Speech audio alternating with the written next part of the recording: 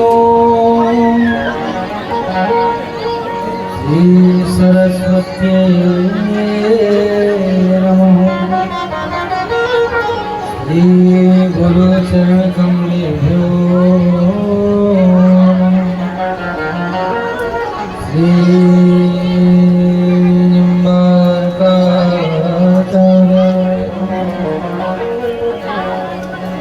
ध्येयं सदा परिभवनमभीष्टदो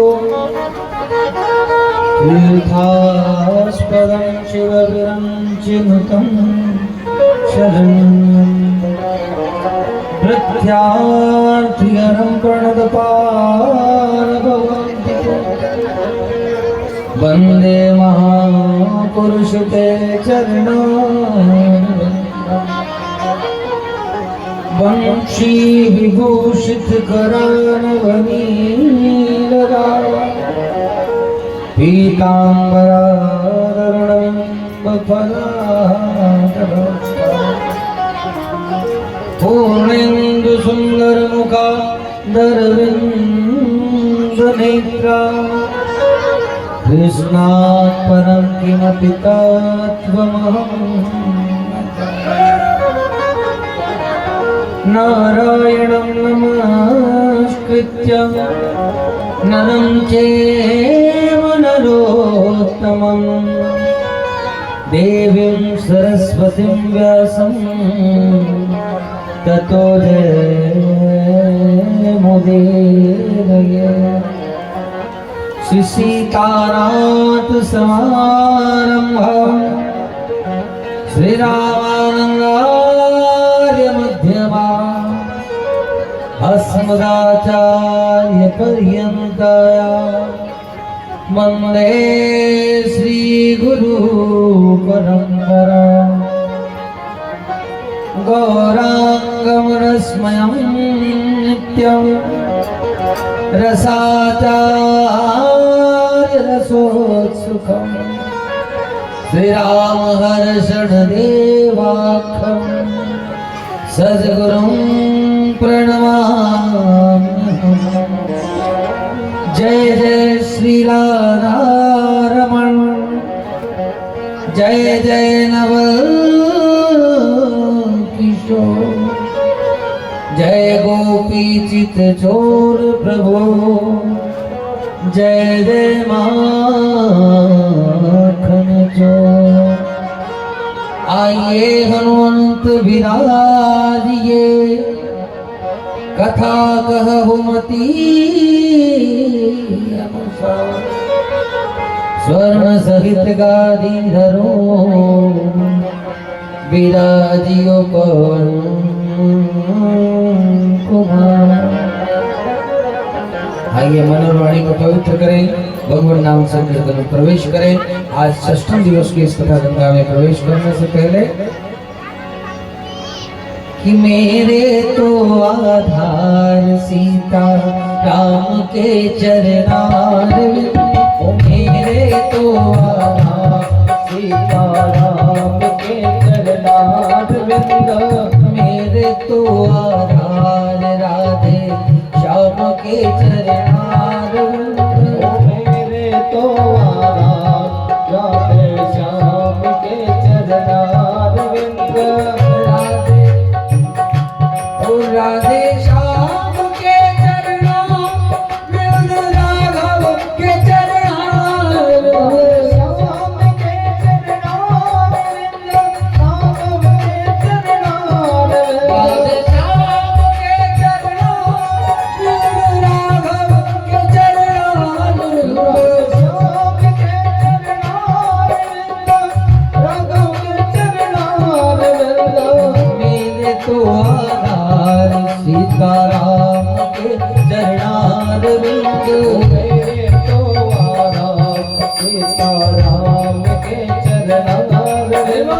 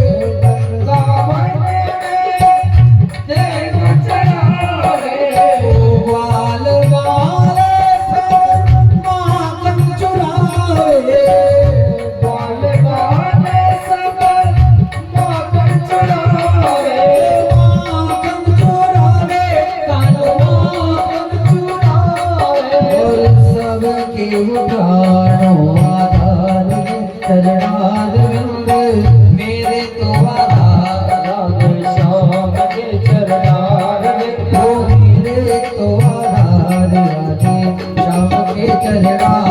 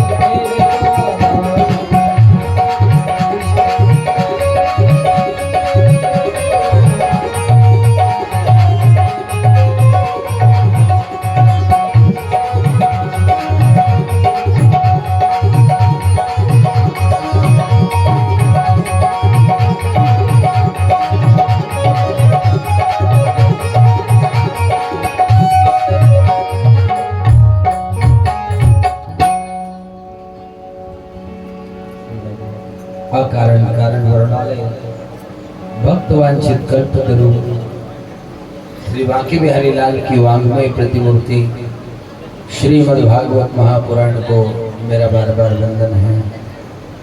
ग्राम देवता, स्थान देवता, पितृ देवता, कुल देवता, यज्ञ नारायण भगवान, हनुमान जी महाराज, माँ चामुंडा रानी, भगवान शिव के समस्त परिवार को मेरा बार बार वंदन है। बाबा बुद्ध भवन सरकार के ही प्रेरणा से शिव परिवार की स्थापना और समस्त ब्राह्मण देवताओं को मां सरस्वती के बाद ब्राह्मण देवता, संत समाज, भक्त मंडली, बाहर से पधारे हुए अतिथि गण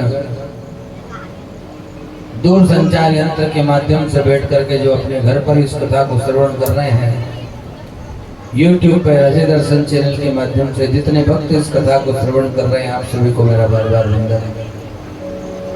जिनके पावन चरणों की सानिध्य में बैठ करके हम इस कथा को सुन रहे हैं, ऐसे बाबा देव नारायण, माता साड़ू और उनके समस्त परिवार के जनों को दास का बार बार वंदन। देवी और स्वरूप माताओं को और देवता स्वरूप पुरुष भाइयों को मेरा बार बार वंदन। जीवन बहुत थोड़ा है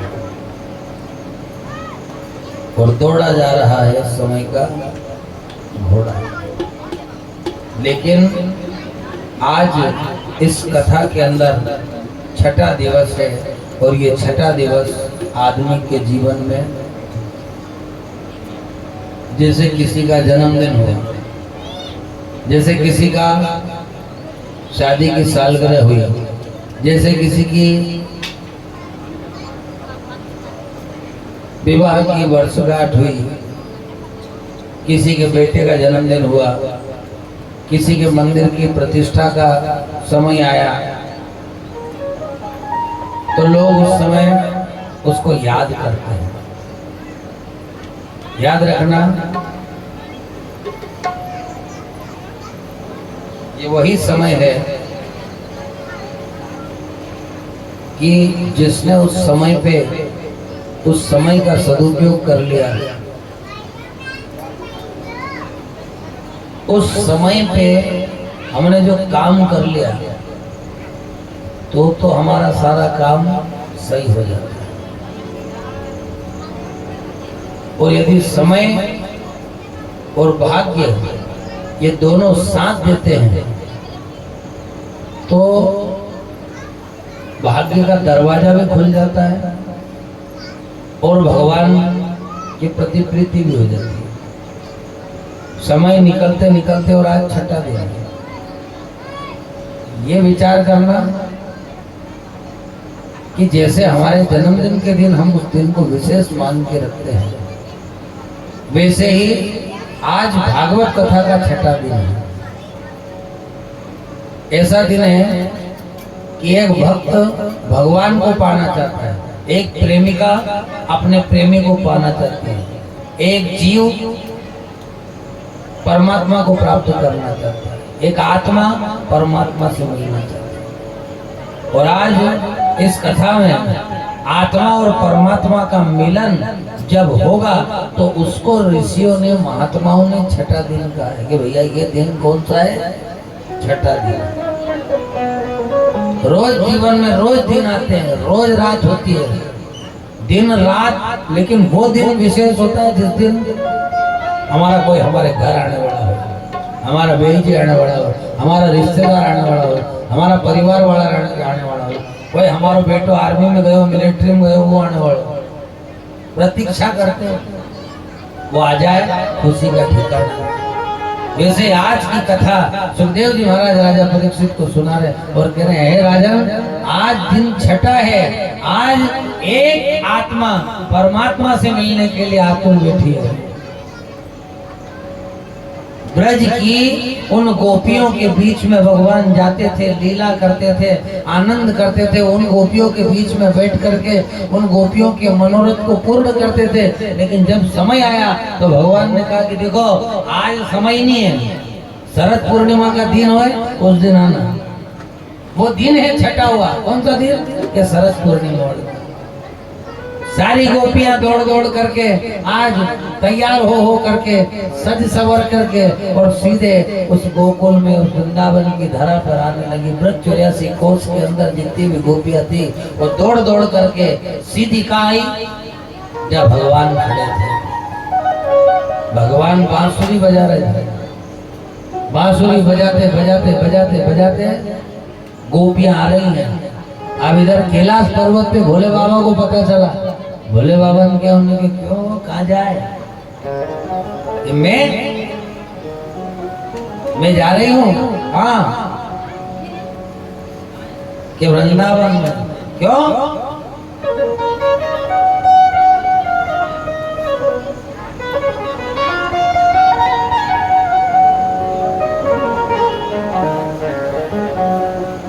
भोले बाबा ने क्यों कहा जाए कि वृंदावन कहीं करेगी कि रास रचियो है तो एकली जाए कि फिर की का ले जाओ।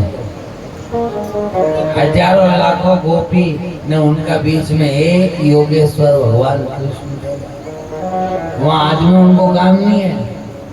खड़ी सप्ताह जिन जाए भाई मंदिर में जाएंगे, वहां आदमी उनको कोई काम नहीं। 7 दिन की भागवती करे सप्ताह जी तो वहां आदमी को कहीं भगवान को पालने लगे थे, वहां रात भर दिन भर जदले जदले करने फिर वह खड़ी सत्ता जी ने वो रास है। तो घरे सच्चो देवता जो रे ने वो घरे रहे, हाथ में डालिया लेके भगवान के फल फूल लेके खड़ी सत्ता जी में जाए और भगवान कने घूमे मुझे तुम्ही मेरे मंत्र, तुम्ही मेरी पूजा और तुम्ही देवता हो, तुम्ही देवता। अब देवताओं का ये झूठ बोले कि नहीं बोले? देखो तो हूँ जब सत्ता जी में जाएगी खड़ी सत्ता जी, क्यों तम बिस्तर भी छेली जो नाना को तो जाइयो उस सच्चा देवता तो बापड़ों में बिस्तर भी छेलो न वहां मंदिर में तुम्ही मेरे मंदिर। कहाँ तक चलेगी या झूठ के बंद करो, इन्हें झूठ के कम करो, इन्हें झूठ के सही साठ लेके आओ कि भैया वो गोपियां भी कहती भगवान शिव से, पार्वती कह रही भगवान शिव जी से कि देखो वहाँ पुरुष को काम नहीं है, वहाँ खाली महिला ही महिला, उन्हें को देख मारे भी नहीं चल, मारे महिला बने ले, बाल तुम्हारा बड़ा यही सही, धोती पहने ले, ये तुम्हारे के धोती पहनो तब भी गजब की बात, ये तू तो लाई चल। बार बार मना करा, भोलेनाथ ने क्या ऐसा सजा दो मुझको कोई न जाने इस राज को, इस राज को, और मैं हूँ सहेली तेरी ऐसा बताना ब्रजराज को, ब्रजराज को। हंसी करेगी ब्रज की नारी, हंसी करेगी ब्रज की नारी, मानो बात हमारी वृंदावन आ गए हैं, वृंदावन आ गए हैं। एक दिन वो भोले मर्दानी बन के सुंदर नारी वृंदावन आ गए हैं, वृंदावन आ गए।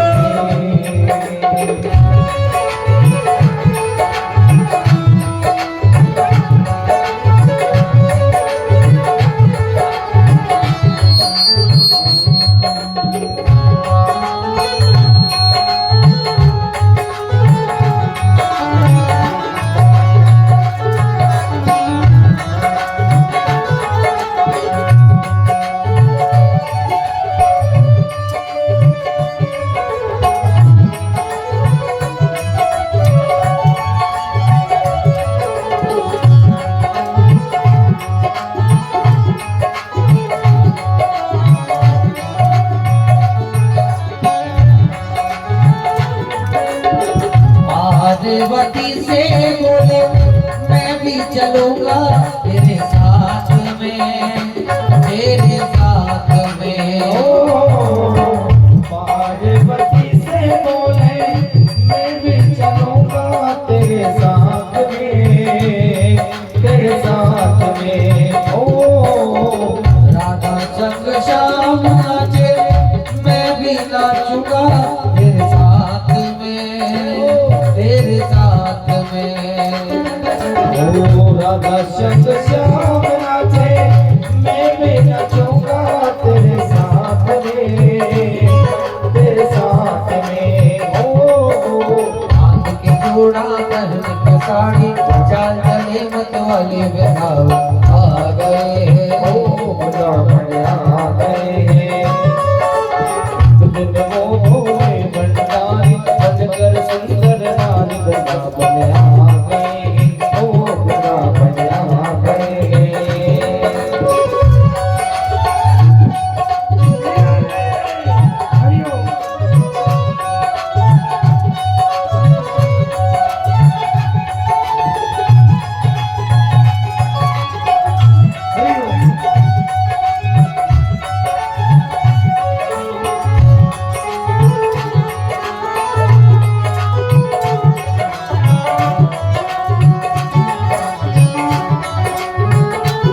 मेरे भोले स्वामी कैसे ले जाऊं तुम्हें रास में, तुम्हें रास में। ओ मेरे भोले स्वामी कैसे ले जाऊं तुम्हें रास में, तुम्हें रास में। ओ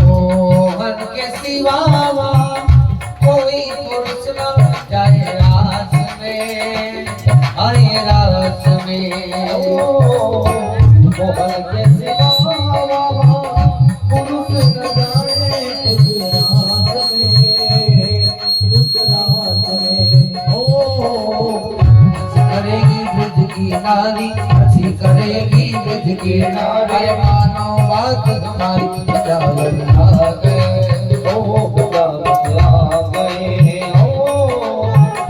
वो भोले भंडारी बन के सुंदर नारी बजावन आ गए, बजावन आ गए, बजावन आ गए, बजावन आ गए।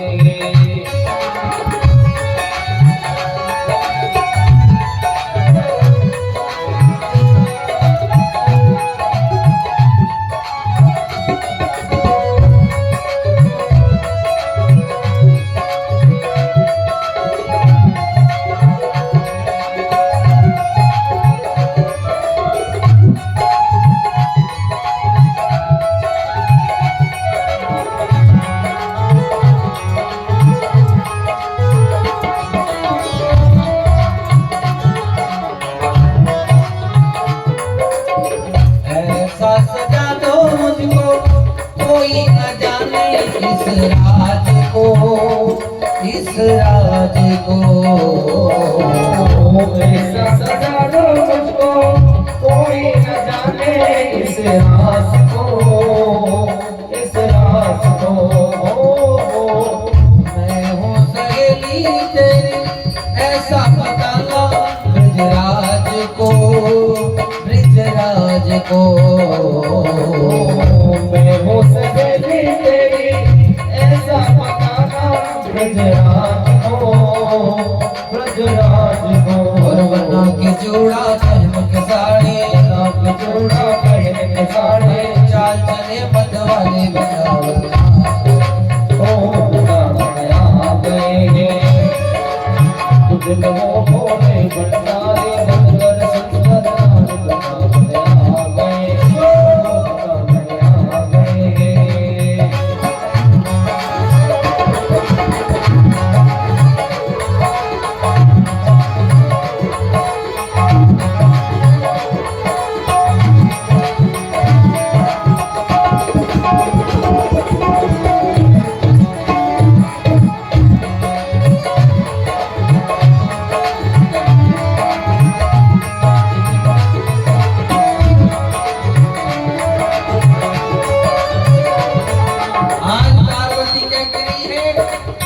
हंस के सती ने कहा बलिहारी जाऊं इस रूप को, एक दिन तुम्हारे लिए मोहन मुरारी आए रूप में, आए रूप में। मोहनी रूप बनाया मुरारी हो, अब मोहनी रूप बनाए मुरारी, मोहिनी रूप बनाए मुरारी। अब है तुम्हारी बारी, बजावन आ गए हैं, बजावन आ गए हैं। एक दिन वो भोले भंडारी सुंदर नार बजावन आ गए, बजावन आ गए हैं, बजावन आ गए हैं, बजावन आ। अब भोलेनाथ ने बनाया रूप, पहन ली साड़ी और आज आ गए रास में। रास में राधा नाचे, कृष्ण नाचे और नाचे गोपी जन। मन मेरो बन गयो सखीरी पावन वृंदावन। रास रचो है, रास रचो है यमुना किनारे, देखो रास रचो। भगवान शिव आज सुंदर नारी का रूप बना करके आ जाते हैं। इधर मेरे गोविंद बांसुरी बजा रहे हैं। आधारे चंद्रमा रात आगी, और भरसोर में कामदेव अपना पूर्ण वेग चला करके और आज उस रास में प्रवेश कर जाते हैं। इधर भोलेनाथ ने साड़ी डली थी माथे और कुछ दिख नहीं रहा था, धुन में मगन होके नाचने लगे। ऐसी बजाई बंसी सुध बुध भूले भोलेनाथ वो, भोलेनाथ वो। और बजा रहे, बजाते बजाते और इधर नाचते नाचते नाचते नाचते जो माथे की साड़ी थी वो सिर से सरक गई रे जब साड़ी। और भोलेनाथ को नाच रहे अपने धुन में, उनको कोई मतलब नहीं। भगवान कृष्ण ने देखा कि बड़ी बड़ी दाढ़ी वाली गोपी, असि तो पहली बार देखी। सारी गोपी उनके सबके बुलाए, अरे इधर आओ इधर आओ। और भगवान तो अपनी धुन में नाच रहे, साड़ी सड़क गई। भगवान ने कहा इधर आओ गोपी इधर आओ। सारी गोपी बेली हो गई, उनके बीच में भगवान बैठे। उन्होंने कहा हाँ, उन्होंने कहा देखो ये तो गोपी नहीं गोपा है। और भगवान भोलेनाथ को ध्यान लगा कि यार अपनी चोरी पकड़ी गई। भगवान भोलेनाथ वहां से अंतर ध्यान हो गए और कहते हैं उसी स्वरूप में भगवान भोलेनाथ आज उस ब्रज 84 कोस में बोले गोपेश्वर भगवान की गोपेश्वर रूप में विराजित है। यदि ब्रज की उस यात्रा पे जाओ तो फिर क्या करना, कहते हैं कि जो गोपेश्वर महादेव के दर्शन नहीं करता उसको ब्रज 84 कोस की यात्रा का फल नहीं मिलता। इसलिए गोपेश्वर भगवान के पास में जरूर जाना। राधा मंदिर, कृष्ण मंदिर, सब जगह जाना तो सही है, लेकिन गोपेश्वर महादेव के मंदिर जो ब्रज में नहीं करता, भगवान उस पर कृपा नहीं करते और दर्शन का फल प्रदान नहीं करते। अब हो गई लीला पूरी, अब हो गए 7 बरस। भगवान ने कहा अगासुर मारे, बकासुर मारे, न जाने कितने राक्षस आए, सबको भगवान ने मार दिया। और आज भगवान ने जो मुख्य राक्षस है जिसका नाम है कंस, उसके द्वारा जो अत्याचार हो रहे थे उन अत्याचारों को खत्म करने के लिए आज महाराज अक्रूर जी को पहुंचाया है। अक्रूर जी आते हैं और कहते हैं गोविंद, हे बलराम, मैं तुम्हें लेने आया हूँ। भगवान ने कहा क्यों? ये कंस ने बुलावा भेजा है, युद्ध हो रहा है, मल युद्ध, उस युद्ध में आपको देने का निमंत्रण पहुंचाया है। भगवान ने कहा जब सियार की मौत आती है तो वो किधर आता है? चायटा की मौत आएगी तो कि गांव में आए हो। ऐसे ही आज कृष्ण और बलराम को कंस ने अपनी मृत्यु का निमंत्रण देकर के पहुंचाया है कि आओ और मुझे तारो। भगवान आज कंस के उस निमंत्रण को स्वीकार करते हैं। बलराम और कृष्ण दोनों जाने लगते हैं। माँ जसोदा रोने लगती है कि कन्हैया छोड़ के मत जा। भगवान ने कहा माँ, मैंने आपको सुख दिया, लेकिन अब मेरी माँ कारागृह में, जेल में बंदी है। मेरे बाबा नंद भी आज जेल में बंदी है, उनको छुड़ाने का टाइम आ गया है। माँ जसोदा ने कहा अच्छा, दूध की याद कर, पूत की याद कर, क्या बताना चाहती है? कहने लगी देख,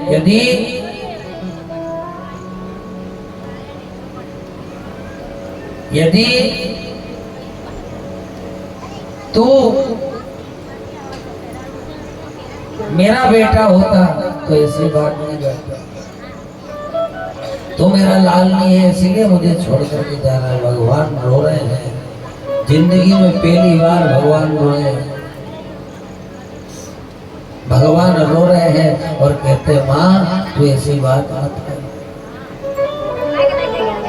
तू ऐसी बात करेगी तो मैं कभी भी, मेरी माँ का एक कर्म बंधन था तो वो कर्म बंधन मेरी माँ ने अपने भाई की जेल में रह के पूरा कर लिया। अब उस कर्म बंधन को काटने का टाइम है, अब मैं नहीं रुकूंगा। अपना भी कोई कर्म हो ही नहीं रहा, तो आज दुख आ रहा है, आज बुराई आ रही है, आज समस्या हो रही है, तो समझना कि भगवान तुम्हारे उस पाप को, उस बुरे कर्म को, तुम्हारे पूर्व जन्म के जो भी तुमने बुरे पाप करे उन कर्मों को यहीं के यहीं भुगता के खत्म कर रहा है, ताकि मेरी आत्मा मेरे पास में निर्मल होकर के आए। लेकिन उसके बाद में भी इंसान पाप कर्म करता ही जा रहा है। दुख आ रहा है तो समझ लो कि भगवान हमको सुखी करना चाहता है। किसी ने कहा कि सुख भी मुझे प्यारे हैं, दुख भी मुझे प्यारे हैं, छोड़ू मैं किसे भगवान, दोनों ही तुम्हारे हैं। ये सुख नहीं आएगा तो दुख कैसे पता चलेगा, और दुख नहीं आएगा तो सुख का कैसे पता चलेगा। सुखी आदमी को दुख नहीं आएगा तो हमारे तो सुख ही सुख है, और जिस दिन दुख आता है उस दिन का बहुत खराब है ना दुख। जिसका दुख है पासू उसको आए, जिसको कभी न फटी बिवाई वो क्या जाने। भगवान कहते हैं गोपी तुम भी रूठ गई। भगवान ने कहा कन्हैया तुमने वादा किया था और आज वादा तोड़ करके जा रहे हो। तुमने कहा था मैं कहीं नहीं जाऊंगा, सदैव तुम्हारे साथ रहूंगा। उस दिन रात में तुमने हमारे सबके साथ में प्रण लिया था। हे गोपी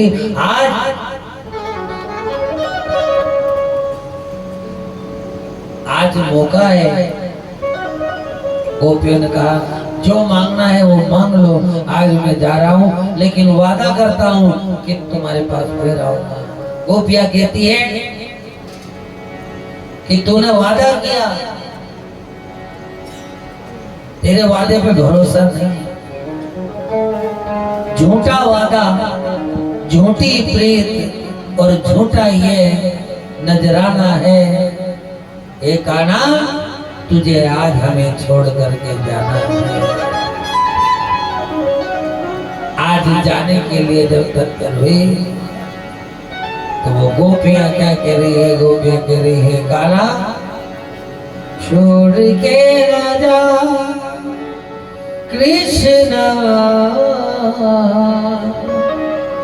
हमसे तूने ये वादा किया,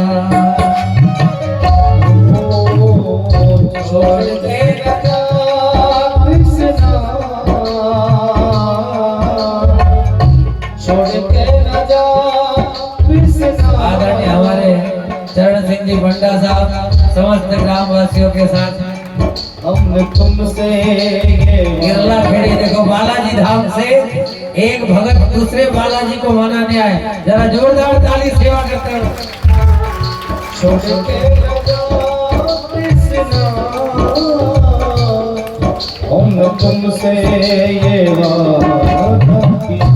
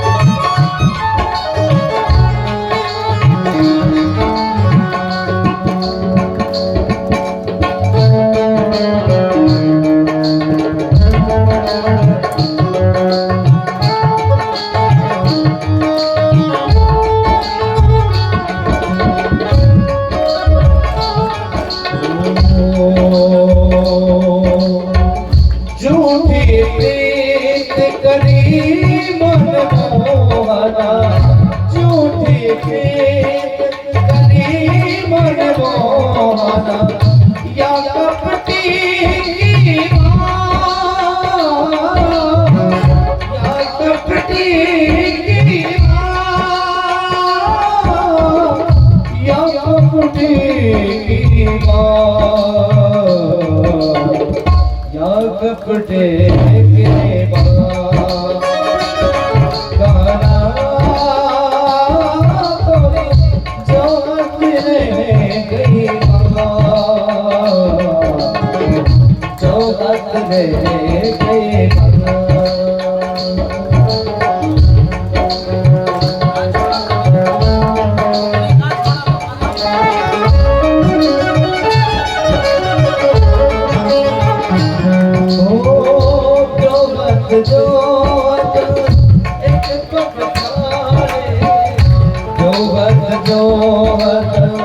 एक पग ढाने छोड़ के न जा कृष्णा छोड़ के न जा कृष्णा हम तुमको ये दिल दे दिया हम तुमको ये दिल दे दिया तूने वादा किया ना मैं छोड़ूं तुझे तूने वादा किया ना मैं छोड़ूं तुझे आज तूने ये वादा किया आज तूने वादा तोड़ दिया छोड़ न जा कृष्णा छोड़ के न जा मोहना तूने हमसे ये वादा किया तूने हमसे ये वादा किया बोलो सावरिया सेठ की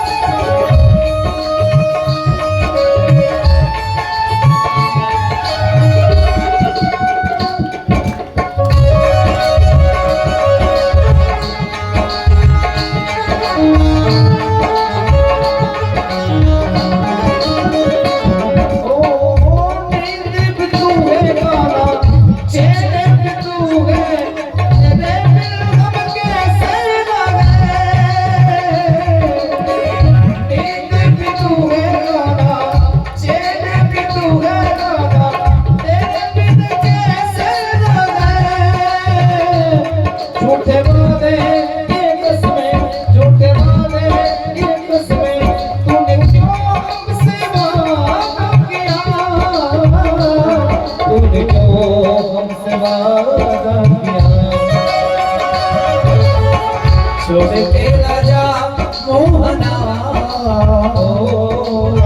छोड़ के न जा मोहना हमने तुझसे वादा किया हमने तुझसे वादा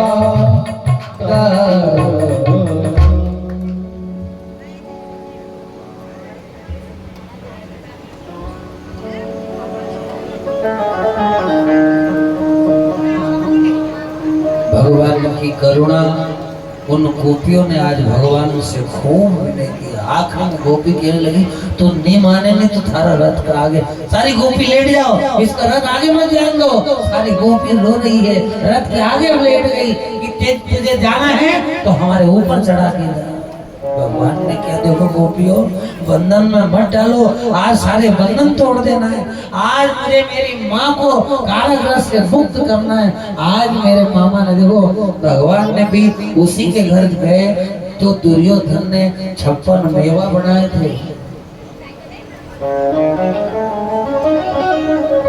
56 मेवा वाले ऐसे बैठे रह गए और आखिरी में उन 56 भोग के बीच में भगवान किसके घर गए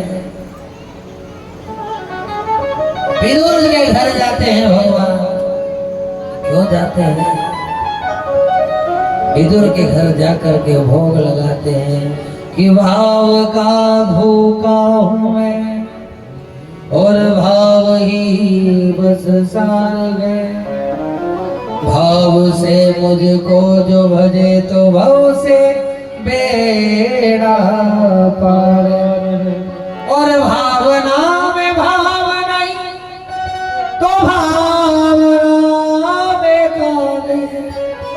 और भाव से दिया रूखा सूखा भी मुझे स्वीकार। बोले द्वारिकाधीश की अवस्था कैसी थी। इधर वो बैठी बैठी विदुरानी सोच रही कि वो द्वारिकाधीश, वो कन्हैया, अरे वो क्या मेरे घर आएगा। लेकिन प्रेम जो था, प्रेम, उस प्रेम के कारण भगवान ने दुर्योधन की मेवा के दुर्योधन की मेवा त्यागी और साग भी दूर घर खाई। सबसे ऊंची प्रेम सगाई, सबसे ऊंची प्रेम सगाई। आज भी देखो ऐसा ही हुआ। हमारे आदरणीय नागुलाल जी करे जरा एक बार जोरदार ताली सेवा कर दो। आज यज्ञ में हर कर्म में परमात्मा से जुड़े हुए और भगवान के काम काम में और हमारी माता बहनों ने क्या सुंदर आज भोग की रसोई बनाई। जैसा खाओ अन्न वैसा होता है, जैसा पियो पानी वैसी होए। आहा सुंदर। एक गुरु जी आगे मन को अगर बलत सब नवे तम तो लाभ ये टेम हुए मन में टेम होए भले कहीं विदुर जी ने कहीं करियो तो भी देखने गया भगवान के तो भगवान रथ पे से उतरी के ना आए तो विदुर जी वहां आगे भगवान उतरी के तो चलिया नहीं तो विदुरानी नहीं रही थी और नहाते नहाते वहां देख के दरवाजा ठकठकायो काकी ओ काकी मैंने कहा कौन है के मैं कन्हैया ये तू कैसे आई है कि कौन यकीन नहीं हुआ। और ऐसे ही होता है साहब, यकीन मानना चाहे मत मानना, ये ऊपरी गांव के लोगों को यकीन नहीं हुआ। उन्हें तो हंसो कासो मरा दे यार। सूर्य दिन तो हमने संस्कृत में कथा करी तो उन्होंने कहीं देखा कसो महाराज लाए यार। दूसरा दिन फिर हमने सीटी वाली कथा करी तो कितरा के बाद दिमाग में बिठा आया। तीसरा दिन पर हमने वह अपनी खड़ी भाषा गावड़ा गाँव बोला मैंने कहा हाँ अब जमियो मारा है ठीक है जसो तमारो प्यामो है असो मारो खेत है जेडी से जेडी मोटर से तुमको वेडी से चले तुम्हारे कहीं। विदुरानी भी सोच रही कि ये कैसे आ गए और अपने बीच में भगवान भी आके बैठ जाए तो सूझ नहीं पड़े क्योंकि वो किस रूप में आए, किस रूप में आकर के चला जाए। वो तो आता है भक्तों को दर्शन देने पर अपनी दृष्टि वैसी कि जैसी दृष्टि होती है वैसी सृष्टि होती है। आप अच्छे स्वरूप में देखो परमात्मा को अच्छे स्वरूप में आपको प्रकट करेगा क्योंकि संसार का ये नेम है कि भाग्य के दरवाजे पर सर पटकने से कहीं नहीं होता। लोग जो मारो भाग्य खराब है, हमारी किस्मत खराब है। अरे तेरा भाग्य खराब है, तेरी किस्मत खराब है तो परमात्मा उसको सवार देंगे, पर तेरी नियत खराब है तो परमात्मा उसको सवार देंगे। और एक बात और कि भाग्य के दरवाजे पर सिर पटकने से कहीं नहीं होए। मंदिर मंदिर में सिर पटकने से कुछ नहीं होता है। कर्मों का ऐसा तूफान खड़ा कर दो कि सारे भाग्य के दरवाजे खुल जाएंगे। सब कर्म करने वाला जीवन में चरित्र चित्र फोटो गलत भी होगा तो चलेगा लेकिन चरित्र ऐसा होना चाहिए कि आदमी देख के कह दे। हम गाते कि नहीं गाते हैं कि भगवान प्रभु चरित्र राम चरित्र ये क्यों है, नहीं तो और भी कुछ नाम रख सकते थे। लेकिन आदमी के जो गिरी पर ते गिरे वो मरे एक ही बार और जो चरित्र से गिरे तो बिगड़े जन्म हजार उसके हजार जन्म बिगड़ जाते। इसलिए जीवन में ध्यान रखना कभी भी चरित्र नहीं गिरना चाहिए। चरित्र आपका खराब हो जाएगा तो समझो कि सारी चीज खराब हो जाएगी। भगवान ने गोपियों से कहा मैं आऊंगा जा रहा हूँ, भगवान छोड़ करके गए और कहाँ पहुंच गए आज मथुरा में। और जैसे मथुरा में पहुंचे मथुरावासी आज सारे उठ करके खड़े हो गए, भगवान का स्वागत किया। और आज स्वागत में ही परमात्मा की कृपा।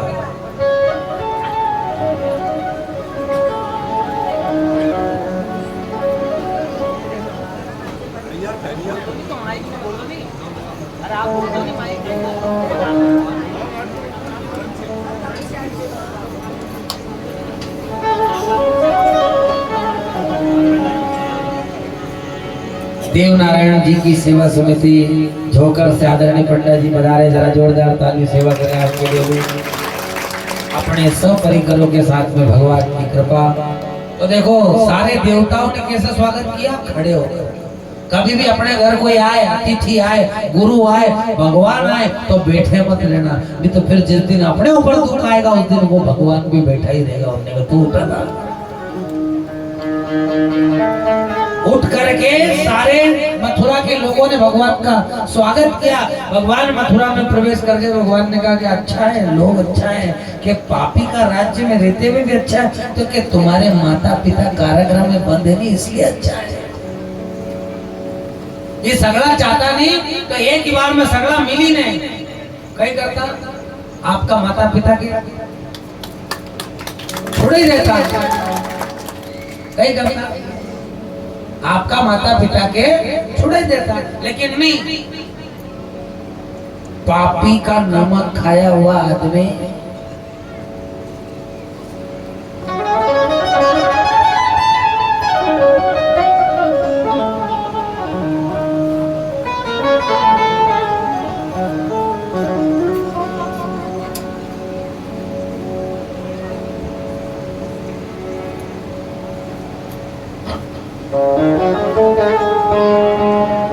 भीष्म पितामह ने भी उस पापी का नाम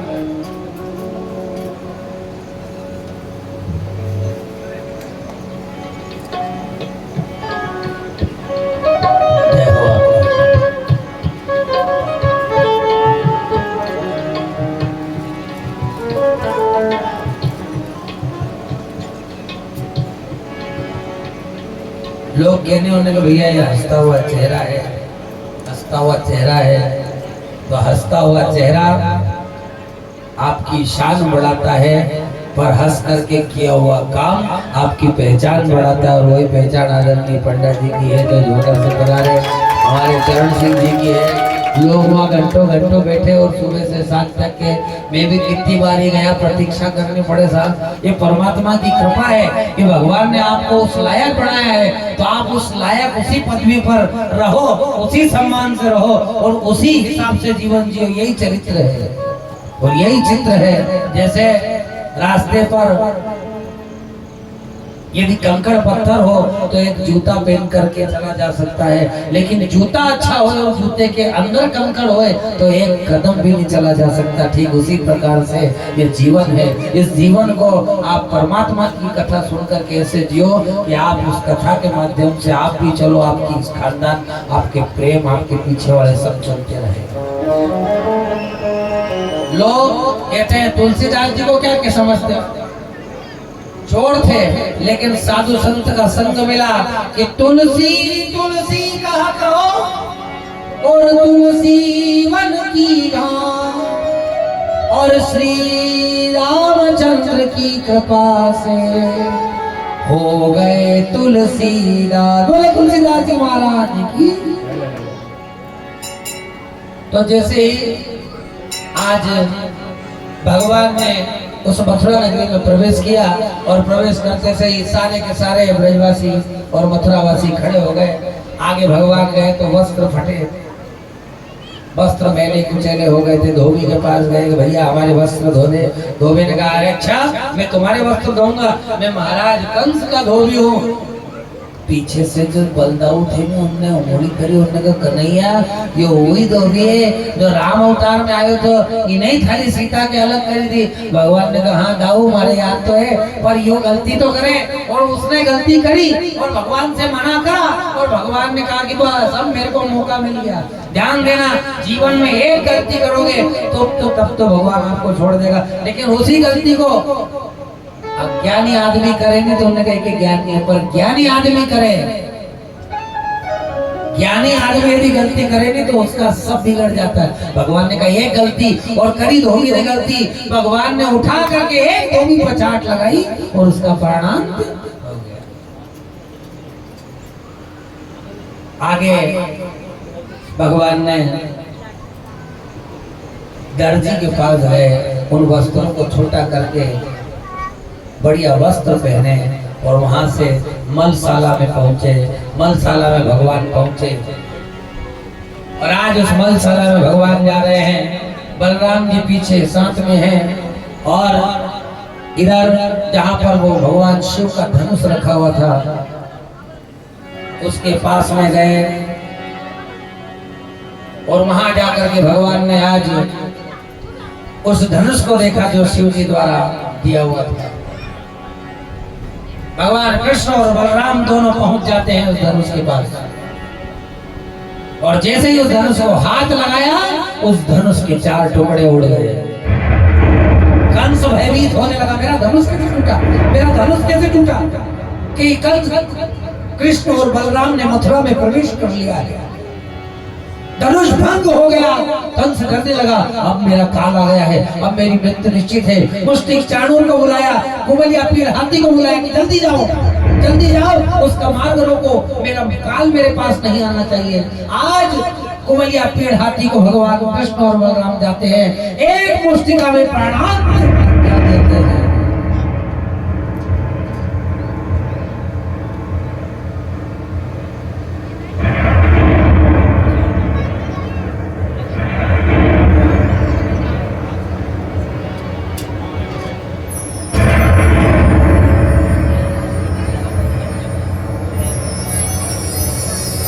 कुबलिया पीड़ हाथी का एक मुष्टिका में प्रहार करके प्राणांत कर देते हैं। भैया कोई आ जाओ, आ जाओ।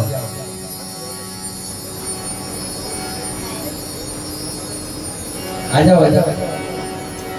एक बार में अब जब हम बोले कंस का वध हो तब इसको फोड़ना है ना, जब हम बोले तब इसको फोड़ देना है ना, एक ही बार में फूटना चाहिए। छीन लो उसको। भगवान अब कुबलिया पीड़ हाथी का उद्धार हुआ, उसके आगे मुष्टिक और चाणूर आए। भगवान ने एक मुष्टिका में मुष्टिक का और एक मुष्टिका में चाणूर का उद्धार कर दिया। भगवान पहुंच जाते हैं उस मलशाला में जहां पर कंस बैठा हुआ है। भगवान ने कहा, मामा याद करो उस दिन मेरी माँ भी चिल्ला रही थी कि मुझे मत मारो, मुझे मत मारो, मुझे मत मारो, पर तुमने एक न मानी। आज भगवान ने कंस के केस पकड़ करके नीचे खींचा और एक मुष्टिका में कंस का प्राणांत हो गया।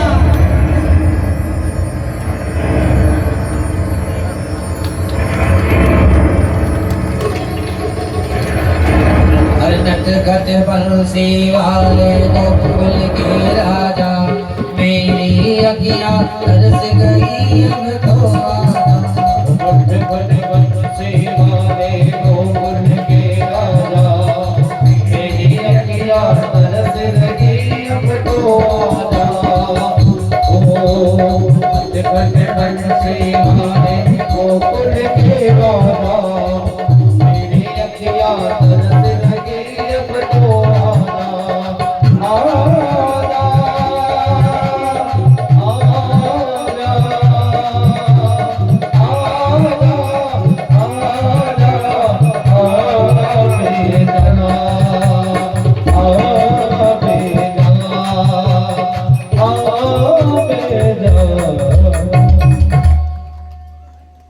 कंस का वध हुआ, सारी पृथ्वी पर जितने भी देवी देवता थे वो सब आनंदित होकर के, आनंद मगन होकर के भगवान की वाह वाह करने लगे।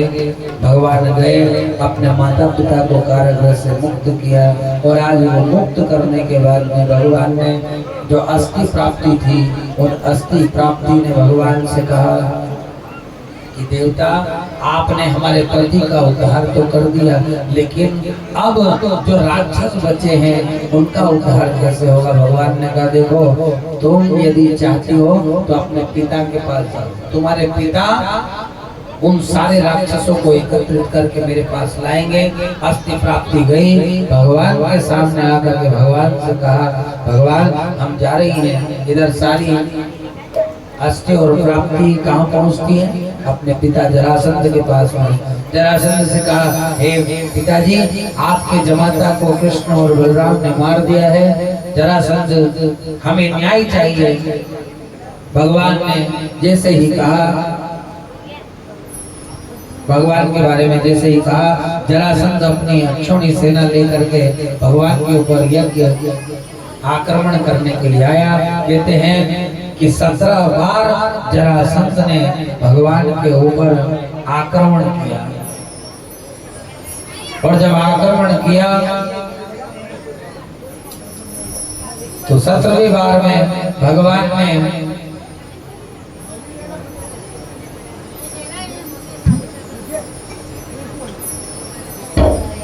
मुचकुंद मुनि के द्वारा काल यवन का उद्धार कराया। अब भगवान ने क्या करा? इंद्रप्रस्थ नाम की एक नगरी बसा ली, जिसे कहते हैं भगवान ने द्वारिका बनाई और सारे ब्रजवासी लोगों को लेकर के भगवान द्वारिका वासी हो गए। भगवान द्वारिका से कहते कि एक काम करो, जाकर के मेरे गोपियों का समाचार लेकर के आओ। भगवान उन गोपियों का समाचार लेने के लिए उद्धव जी जब जाते हैं तो उद्धव जी को गोपियां कहती है कि हे उद्धव, तुम यहाँ आए तो तुमने यहाँ आने से पहले कृष्ण से हमारे बारे में पूछा? उद्धव ज्ञानी थे, और ध्यान देना, जिस आदमी को अपने ज्ञान का अहंकार होता है, एक न एक दिन वो ज्ञान ऐसा परास्त कराता है आदमी को कि वो कहता है कि अरे यार, मैंने अपने ज्ञान पे घमंड करा, मेरे से भी ज्ञानी लोग थे। और जब वो उस ज्ञान के कारण उल्टे चक्कर में फंस जाता है, क्योंकि अध जल गगरी छलकत जाए। जब आदमी का ज्ञान आधा होता है तो आदमी उस समय पर बड़ी बड़ी बातें करता है, लेकिन जो ज्ञानी आदमी होता है वो कभी भी अपने ज्ञान का प्रचार प्रसार नहीं करता, क्योंकि ज्ञानी सींचे ज्ञान से और मूर्ख मिला ढाई। उनको पता है कि भगवान आज उद्धव जी का ब्रज में जाना होता है, और उद्धव जी ब्रज में जाकर के उन गोपियों से कहते हैं, ये गोपियों, मुझे भगवान ने तुम्हारे बारे में बहुत बताया है कि तुमने कैसे कैसे भगवान के साथ में रह करके लीला की थी, कैसे कैसे भगवान के साथ में रह करके तुमने लीलाएं की, क्रीड़ाएं की, कैसे तुम भगवान को माखन लगाती थी, कैसे माखन चोरी करती थी। सारी अत्यंत बात आज गोपियों ने बताई। उद्धव जी ने जब सुना तो उद्धव जी को इस बात का इतना सा भी फर्क नहीं पड़ा। गोपियों ने कहा, ये उद्धव ज्ञानी है, लेकिन बढ़ियों है तो पर गोड़ियों नहीं है। जैसे ही उन गोपियों ने उद्धव जी के सामने बात करी तो वो गोपियां कहे, यार, ये जो ज्ञानी आया है, इस ज्ञानी के पास में इतना ज्ञान नहीं है। गोपियां कहती है,